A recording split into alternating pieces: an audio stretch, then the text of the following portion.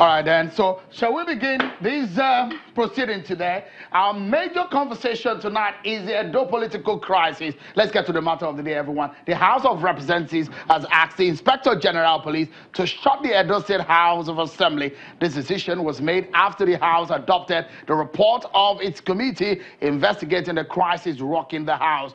Part of the report reads that the Edo State governor should, in the interest of peace, issue a fresh proclamation in a week that all actions taken by the 7th Assembly should be declared null and void pending proper inauguration. They also want members of the State House of Assembly to dissolve all factions in the interest of peace and stability with the aim of moving the state forward. Should the above two conditions fail, the House of Representatives want the National Assembly to invoke provisions of the Nigerian Constitution to take over the House of Assembly. Meanwhile, the members of the Senate Committee also investigating the crisis say that they have a mandate to find a solution to the lingering issues and not to apportion blame to anyone. The leader of the committee, Senator Ali Abdullahi, told journalists at the government house in Benin City that the Edo State capital, that the National Assembly has a role to play in maintaining law and order by its constitutional provision. Well, the Edo State House of Assembly Speaker, Mr. Frank Okige, has been reacting to the House of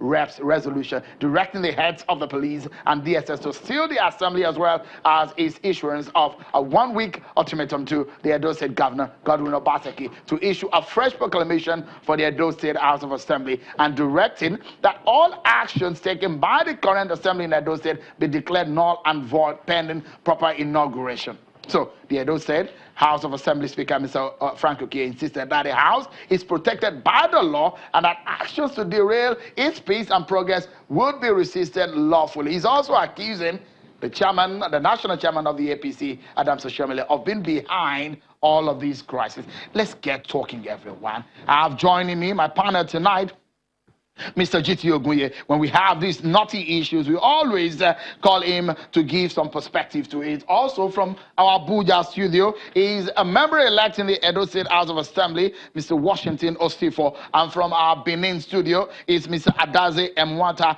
also a lawyer who perhaps will be speaking from the perspective of those on the ground in Edo State, talking about the Obaseki side of things. Mr. Ogunye, look at it. There are 24 members in the House of Assembly in Edo State. All of them are members of the APC. Well, to form a quorum, 8. The question is that, can 8 members be inaugurated? Is that enough number to inaugurate? So a big question is that we have both chambers of the National Assembly investigating this matter. Is it a case of duplication of effort? Also, these are the recommendations of the House of Representatives over what is happening presently. Now, you will give us perspective of law, what the law says. We will show our viewers the section 11, which gives us the premise to discuss all of this matter. Let's first of all get a perspective of Mr. Adaze Emwata. What is your immediate reaction to this on what is happening on the ground? We heard from the Okige camp saying that it is illegality what House of Reps has said today. I will start by quickly mentioning the relevant provisions of the Constitution, namely Section 4, Sub 8 of the 1999 Nigerian Constitution as amended, of course, talks about legislative powers and how such can be exercised by the National Assembly, and it provides entirely that the legislative powers of the National Assembly, of course, made up of the Senate and the House of Reps, and that of the State House of Assembly, in this case, the Edo State House of Assembly, shall be subject to the jurisdiction of the courts of law.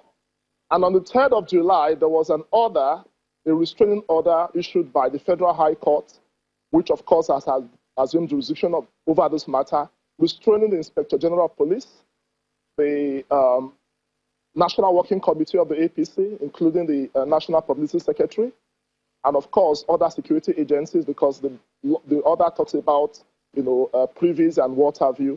And in view of this order, was it proper for the House of Reps to have made their resolution today? Because for them to now direct the Inspector General of Police, who has been restrained, the Director of DSS, to take over the House of Assembly when there's a valid court order, I mean, that is an exercise of judicial powers by the National Assembly. This matter is sub judice, and Section 4, Sub 8 of our Constitution does not allow the National Assembly to infract or to encroach on judicial powers, because it's like rendering the order of court obligatory. It will be an invitation to anarchy to allow this to stand.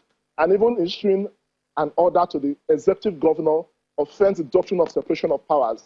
You don't make orders as if you are ordering a local government chairman. He's the executive governor of Edo State. Under Section 105, he has issued his proclamation, and this is a matter that is sub judice.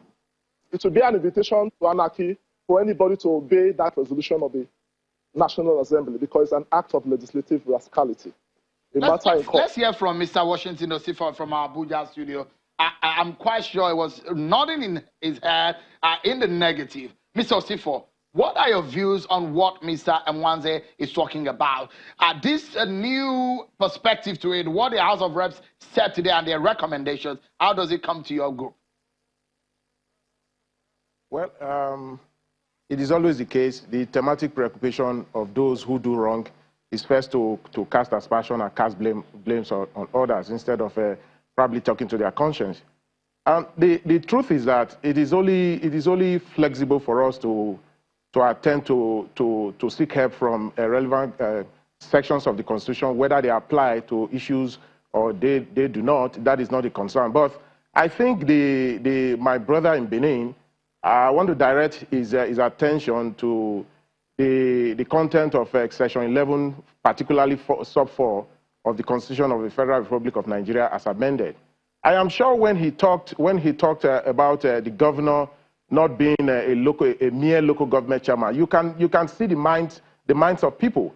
You know, he attempted by that statement to discredit the office of the local government as if it's inferior to that of the state. I have always opined, and that is the position of the Constitution, that none is inferior to the other. Whether the local government is not inferior to the state government, just like the state government is not inferior to the president. The law clearly defines, or the Constitution clearly defines, where they draw their strength and powers from. But I want to attempt to address this issue succinctly. You know, this whole issue started on the 17th of last month. We were the ones, you know, when I mean we, I'm talking about 19 of us who had press conference at about this time 1 month ago to demand that the governor issue a proclamation that signals the commencement of the swearing for the 24 members. When after 10 days we have observed that whereas all other states have since begun the process of legislating for their states, Edo was just still there not doing anything about it.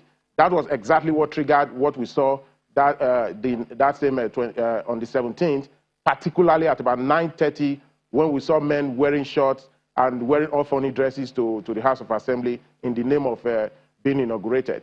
And we demanded the next day, we condemned it and demanded all well-meaning Nigerians and institutions across the Federal Republic of Nigeria to condemn it and demand that the right thing be done in line with the Constitution of the Federal Republic of Nigeria, which in this case, the governor and others also swore to defend.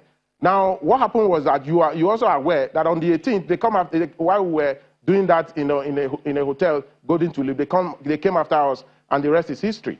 Now, I think this is law, the legal business in action. What happened about last week was that 3 members of the House of Rep from Edo State drew the attention of their colleagues in the House of Rep to the provisions of Section 11 Sub 4, which says that the National Assembly, it gives the National Assembly the powers to take over the functions of the State Assembly if it becomes clear, to the National Assembly that by reason of the circumstances on ground, that it's not possible for them to do their legislative business. And in their interpretation, that was done. But in the wisdom of members of the National Assembly, instead of taking over, whereas over 35 members from different political parties and across the constituencies of the Federation, it was unanimously condemned that what happened in Edo State on that day was a charade, and it could not have been regarded as a proper inauguration. Right. But however, there were dissenting voices, which of course suggested that instead of taking over ab initio, it should be in the interest of justice that investigation be done. And of course, an ad hoc committee was set up, and the report of the ad hoc committee, of course, is what we have seen today, that this is which was adopted by the House and passed as a resolution of the House. So all right. Mr. Osifo, let me pause you for a moment on your intervention. I'll come back to you shortly. Mr. Ogunye, the premise on which all of this conversation, the premise on which the House of Representatives intervened in the matter is Section 11. And if my producer would just pull that up on the screen for our viewers to see, and it did succinctly talk about the premise on which the House of Representatives or the National Assembly can intervene on this matter. The recommendation is, however, what is generating a lot of controversy. So is there at any time, that's in Section 11, subsection 4, at any time when any House of Assembly of a state is unable to perform its function by reason of the situation prevailing in that state, the National Assembly may make such law for the peace, order, and good governance of the state with respect to matters on which a House of Assembly may make laws as may appear to the National Assembly to be necessary or expedient until such time as the House of Assembly is able to resume its functions, and any such laws enacted by the National Assembly pursuant to this section shall have effect as if they were laws enacted by the House of Assembly of the state, provided that nothing in this section shall be construed as conferring on the National Assembly power to remove the governor or the deputy governor of the state from office. Subsection 5 went further to say, for the purposes of subsection 4 of this section, a House of Assembly shall not be deemed to be unable to perform its function so long as the House of Assembly can hold a meeting and transact business. Mr. Ogunye, should the National Assembly have intervened? I think so. I think so, because the foundation of this whole process is illegitimate. Except, you know, it's good that I'm not in Benin, and so I'm far removed from the center of or theater of the conflict. And so the dust of the conflict is not likely to cover my eyes and blind my view, so that I will not be able to say things exactly the way they are. Look, if you have a 24-member House of Assembly, and at inauguration, a majority of them, almost 2/3 of them, or more than, weren't part of the inauguration. So what were you inaugurating? Could you have validly inaugurated a House of Assembly? Could you have elected a speaker when the Constitution provides that that speaker shall emerge by a simple majority?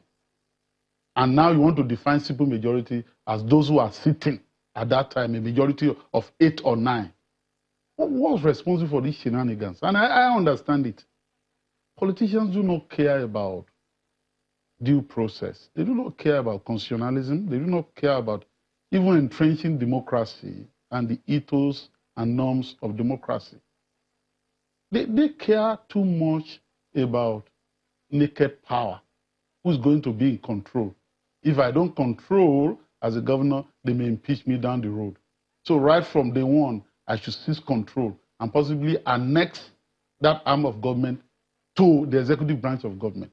That's nonsense. I mean, we're having failures at many levels, at the level of the executive industry, at the level of their party, that cannot put his house in order.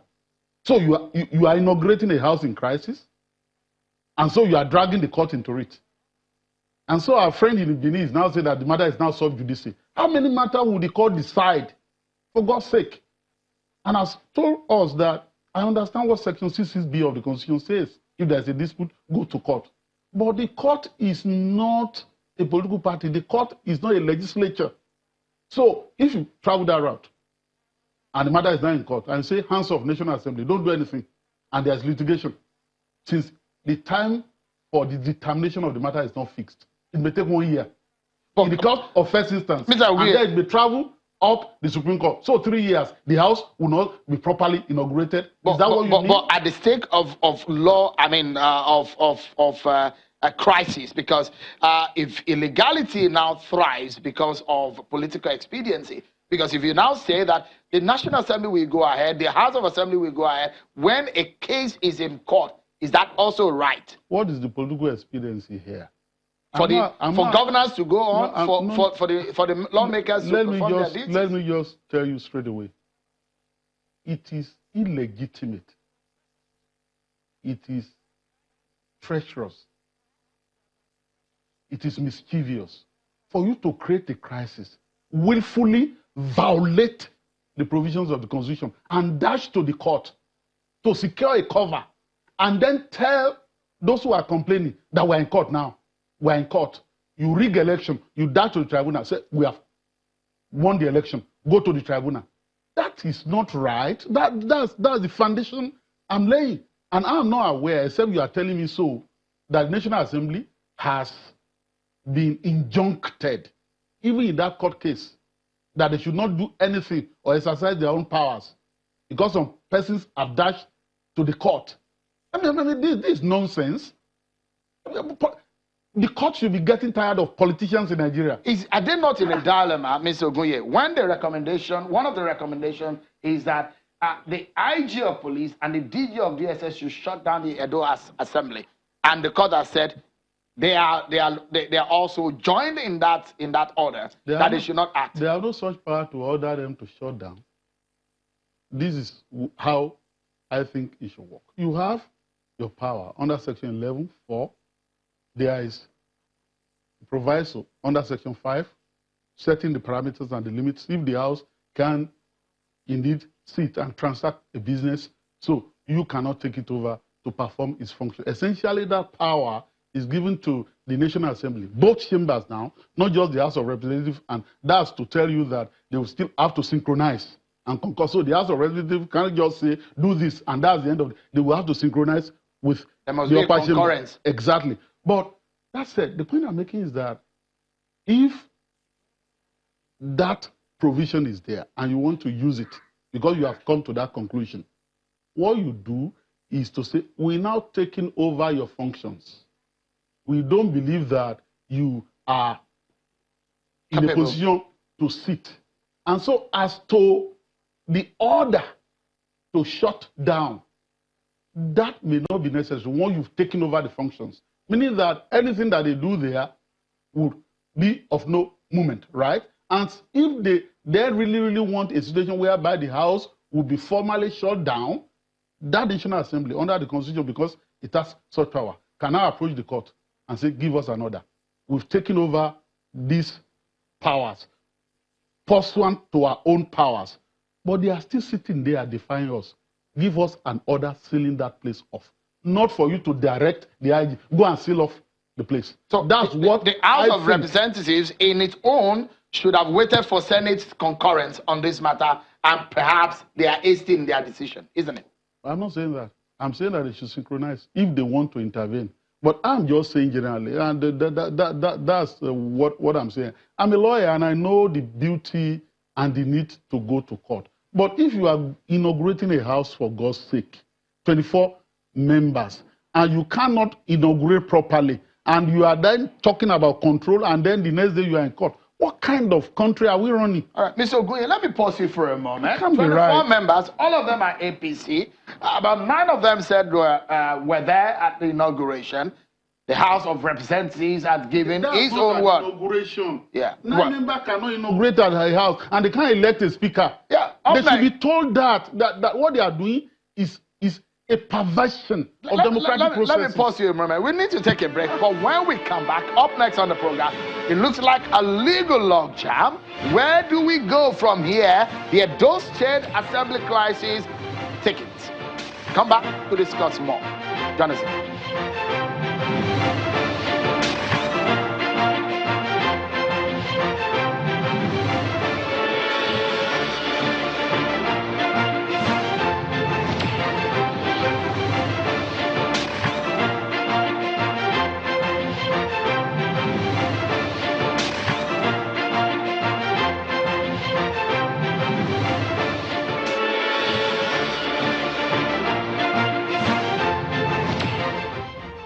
The pieces of the puzzle scattered all over the place. The legal logjam is giving a lot of concern to even lawyers and legal minds in the country on what is happening in Edo State. They are all the same member of the family in the party, but they couldn't agree on inauguration. Well, 9 people were present, 19 others are not there. So it calls for a big issue. They say it is a battle between the godfather and the godson, so to speak. Well, the Edo State government is speaking, and they have released a statement saying that as much as they wouldn't want to react to what is happening, they say that we have respect for the National Assembly, but we live in a nation governed by laws where no single individual or group is permitted to utilize its privileged position to oppress and intimidate the people of an entire state. The government does not intend to comment on the details of this House of Assembly dispute, as same are clearly sub judice, but will ask all concerned to tread with caution so as not to precipitate crisis simply in pursuit of selfish agenda. In conclusion, the government is saying we must state that the final verdict in this matter will ultimately be rendered by the good people of Edo State, for whose benefit government exists. Well, that is a statement from the Secretary to the government of Edo State, Osarodion Ogie. Well, look at what the national chairman of the APC is saying. He's reacting, and he said, this is not the first time, Mr. Adams Oshiomhole, he says, this is not the first time that this situation is happening, that him being linked to this matter is not true. Let's get back to the conversation. From our Abuja studio is Mr. Washington Osifo, a member-elect of the Edo State House of Assembly. And from our Benin studio is Mr. Adeze Emwata, a lawyer and a lecturer at the University of Calabar. Mr. G.T. Ogunye is a legal practitioner. Thank you so much for coming tonight. Let me go back to our Benin studio. From what is happening right now, it does look like a big confusion is happening. Will the 9 members led by Okiye listen to what the House of Reps are saying? Or what do you think should be the next step from that side of the divide? Yeah, thank you so much, Sean. As a matter of fact, it is 12 members that have been inaugurated. And of course, on the very day the inauguration took place, you had 9 members who were on ground. What you know, for my brother who spoke from Abuja, they were busy holding another meeting in the hotel. And I must quickly mention that the provisions of the Constitution, of our 1999 Constitution as amended, is very clear on the matter. Section 96, which deals with quorum, says that for the House of Assembly to meet, you must have 1/3 of its members. And of course, the Edo State House of Assembly has 24 members. We had 9 members. And of course, what they required was just 8. They had a valid meeting in view of the quorum, and the Constitution mandates them to have the inauguration where, of course, the speaker, the deputy speaker, will be elected. It is during the inaugural meeting. But sorry. Let me, because you're a lawyer, let me ask you this question. A quorum is different. A quorum is a seat. But when you have such an incident or an event as election, the Constitution clearly states how many people can do that within the Constitution of the Assembly. It did say, if I remember, 2/3, isn't it? Can 9 members elect presiding officers on a day when they are inaugurated? If you prove that 9 members can actually be inaugurated on that day, out of 24. Of course, in terms of electing, you don't need 2/3. It is removal of the speaker that you need 2/3. You need a simple majority of members present and voting. And of course, 9 members have fulfilled the constitutional requirements. Section 94 talks about for any member to have his seat in the House of Assembly, he must have done his asset declaration. At the time of inauguration, only 13 members had fulfilled the requirements. Of course, 9 members were present at the inauguration. Then 3 other members came subsequently. And of course, this matter is sub judice. We are all lawyers, and I'm quite disappointed at the opinion given by my learned senior who have so much respect for G.T. Ogunye, that because the National Assembly was not listed in the order, we are talking of the rule of law, and the same National Assembly have directed the police that was restrained. The order restraining the Inspector General of Police has not been vacated. The only time we had this kind of situation was during the military regime. It was under the regime of Babangida that, in spite of an order of court, the military governor of Edo State took over Ojuku's premises in Lagos, the Lascar. And of course, that is what Obaseki GSC, so are you saying, Mr. Mwata, that the House of Representatives, it was not joined in the matter, that the House of Representatives or the National Assembly as that cannot intervene in this matter? Is that what you're saying? Of course, there's a court order restraining the police. And when you look at the first restraining the police, you did not say the National Assembly. But it is an order in rem. The order says, pending the determination of this matter, the matter in question is in court.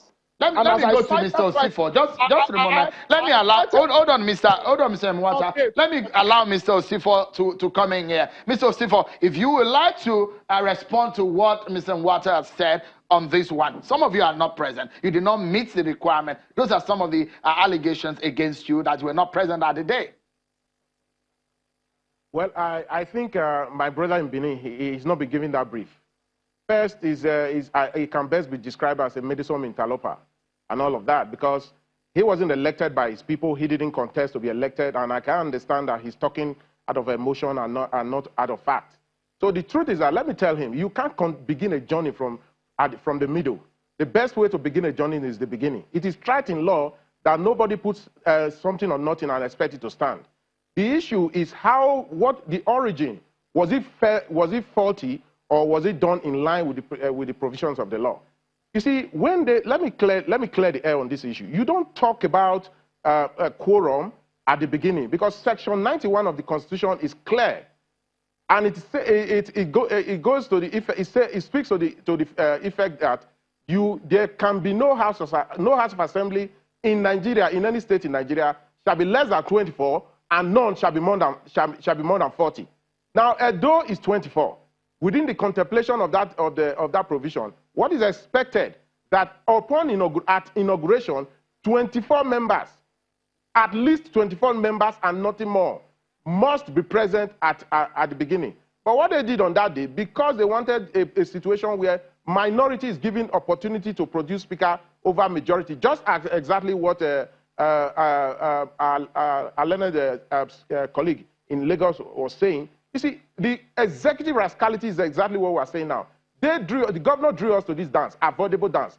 24 members who were celebrated as all members of APC, who want to represent the 24 constituencies of APC for the purpose of Edo State. It has never been this good. We came to the house to serve our people. Now, what the governor wanted, instead of speaking to the conscience of members, he wanted to stand on the head of justice to tell us exactly what to do, negotiation, interaction, and cross-fertilization of ideas is expected. I'll allow you to leave it at that, Mr. Osifo. Let me allow Mr. Ogunye to give us some, to round up his thought. Do you think this started as a political crisis? Do you think political means could be the way to resolve this issue? Because it's a legal logjam as we have it right now. It could be resolved politically. I think that what parties need to do is to move back and embrace decency and due process and constitutionalism and the rule of law and equity and justice and what is right. That's what they need to do. If you need to re-inaugurate with all the members being present, do that. You can go and, deal with your party. If you want to rerun, you can do all sorts of things. And I say this on the historical note. While I sat down here, I was thinking about all these things. In Western Nigeria, what occurred in 1962 that led to a crisis between Akintola and Adegbero, led the House seat, the House student seat, state of emergency, is exactly what similar. It's very similar. So let the House sit and be inaugurated properly. There is no need for anybody to say that I'll be elected. How can I call myself a speaker when I knew that I'd just been elected by 8 or 7 persons? I'm not a speaker, right? So let them do what is right by their conscience and by the Edo people who have put them there, and then save Nigerians and the Edo people of this distraction and embrace governance. Mr. G.T. Ogunye, many thanks for coming on, as always. Thank you so much for your thought there. Mr. Washington Osifo, member-elect of the Edo State House of Assembly, thank you so much for your thought tonight. And also, Mr. Adaze Mwata, a lawyer and a lecturer at the University of Calabar. Well, it's a legal logjam, one that might get us talking for a long time to come. These two men, they say, are probably the underlying factor the National Assembly has weighed in. But where will this end? Well, there's where we put an end to the show tonight. Well, as I said, the eyes have it, and the end of the show tonight. Many thanks for watching, everyone. I'm Sean Akumale. Bye-bye.